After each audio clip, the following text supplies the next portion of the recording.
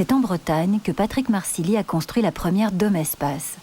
Pendant 20 ans, on a regardé ces constructions très inhabituelles dans le paysage breton d'un drôle d'œil. Mais aujourd'hui, ces maisons visionnaires sont enfin en phase avec les préoccupations de leurs contemporains sur l'environnement. Dans la nature, vous avez énormément de formes, la graine, le nid, le terrier, le coquillage. Je dirais presque que le cube, c'est l'exception dans la création, hein. Si vous prenez, regardez par exemple un galet qui est un aboutissement, si on prend la pierre initiale, on va arriver à des formes qui sont sphériques parce que ce soit sur des planètes ou que ce soit dans l'infiniment petit, le sphérique a une très grande pertinence. C'est une logique, même en physique. L'univers est courbe en fait. Quand vous avez des panneaux solaires, comme c'est le cas ici, parfaitement intégrés, on essaie que ça dépasse le moins possible de la maison, vous allez toujours vous retrouver face au soleil.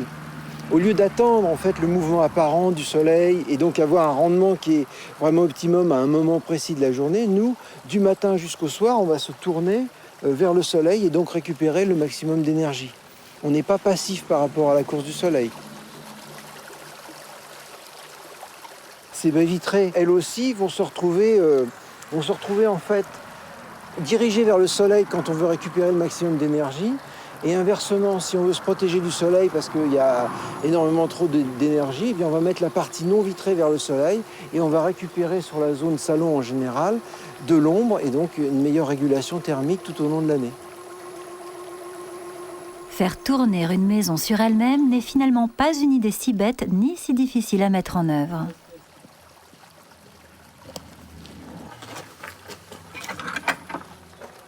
Donc là, vous voyez, si on ouvre, on va voir le moteur qui est tout petit d'ailleurs. C'est un tout petit moteur qui va faire 370 watts, donc il consomme très peu d'énergie. En fait, on s'est rendu compte qu'avec à peu près 10 € par an, ça suffit pour faire tourner le moteur. On peut l'alimenter avec des capteurs solaires. Et c'est ça qui va entraîner avec une chaîne l'ensemble de la maison. C'est vrai qu'à l'intérieur, on ne se rend pas compte que la maison tourne. De toute façon, le but, c'est pas de coller les gens contre les murs, c'est d'avoir un confort d'orientation. Mais on ne se rend pas compte il n'y a pas de secousse, vous voyez, vous n'êtes pas propulsé parce qu'on a fait démarrer très lentement et freiner très lentement. À quelques kilomètres de là, Olivier Bouche a fait construire pour sa famille une Domespace. Cet ébéniste de père en fils a d'abord été séduit par la construction en bois. En 1999, j'ai rencontré ce concepteur, Patrick Marcilly. J'ai mis un pas dans sa maison et ça a été le coup de foudre véritable avec mon épouse. On a trouvé sa cathédrale de bois extraordinaire. Quand il n'y avait plus de bois, quand il n'y a plus de bois, il n'y a plus de plaques, j'allais quand lui n'était pas là, les vis, les machins, j'allais chercher quoi. Quand t'es arrivé ici... Tout arrive en kit. Un kit, hein. C'est un grand camion, toutes les arches sont posées dessus, tout ça, tout le... Les poutres. Toutes les poutres, tout.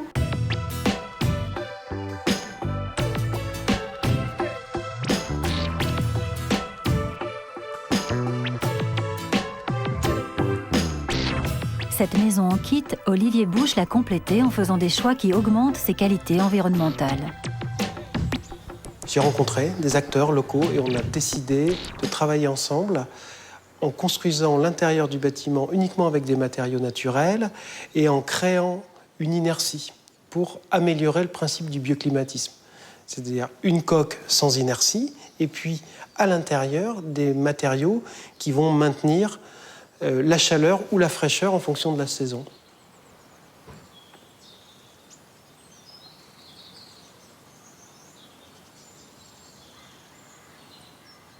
Aujourd'hui, on va ici dans cette pièce, on ressent la fraîcheur. Elle a été maintenue à l'ombre toute la journée, puisqu'on avait mis la partie cuisine et bureau au soleil. Et là, on a une chambre qui est fraîche. Voilà, ça c'est l'utilisation à l'intérieur de la maison des principes de bioclimatisme. Briques, pierres, terre, etc. Tous ces matériaux qui emmagasinent les calories et nous les restituent le soir et pour la nuit.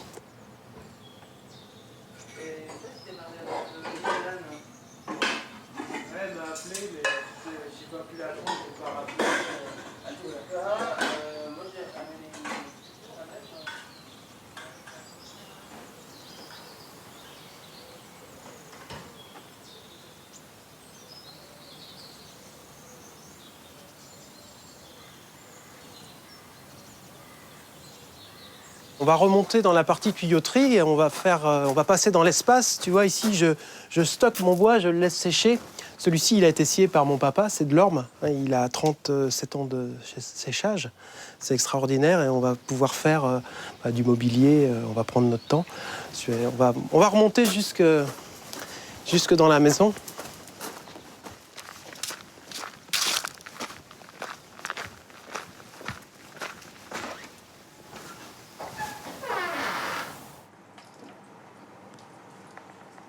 On est au centre du bâtiment.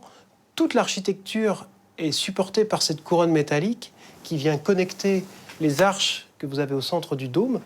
On enroule et on déroule nos arrivées de fluide. On a ici le système de chauffage, la géothermie, on a l'arrivée d'électricité, on peut avoir le câble de la télévision satellite, l'arrivée d'eau, on a les tuyaux d'eau également. Et puis au centre, on a nos évacuations conventionnelles d'eau usée. Ça tourne à ce niveau-là. On voit que l'ensemble, ensuite, est dispatché dans la maison.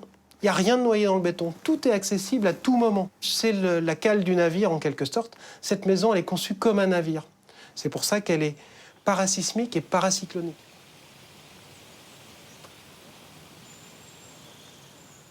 Cette maison qui vit avec le soleil ne comporte pourtant pas de panneaux solaires. Olivier a choisi une autre source d'énergie. On utilise l'étang comme source d'énergie. Voilà, on a déroulé un serpentin pour aller capter les calories contenues dans l'eau.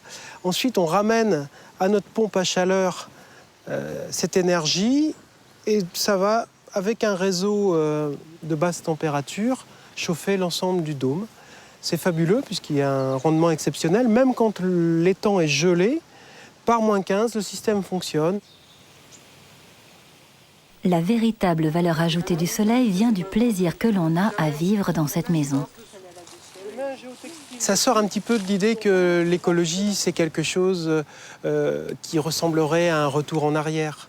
Pas du tout. C'est vraiment l'écologie inscrite dans le 3e millénaire, où on bénéficie vraiment du confort. C'est extrêmement plaisant.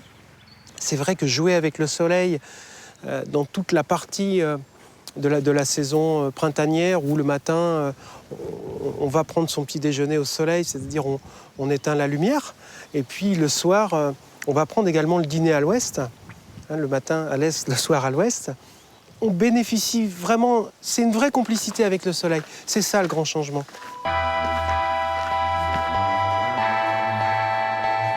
Être complice avec le soleil, avec son environnement, c'est un art de vivre que l'on avait un peu oublié.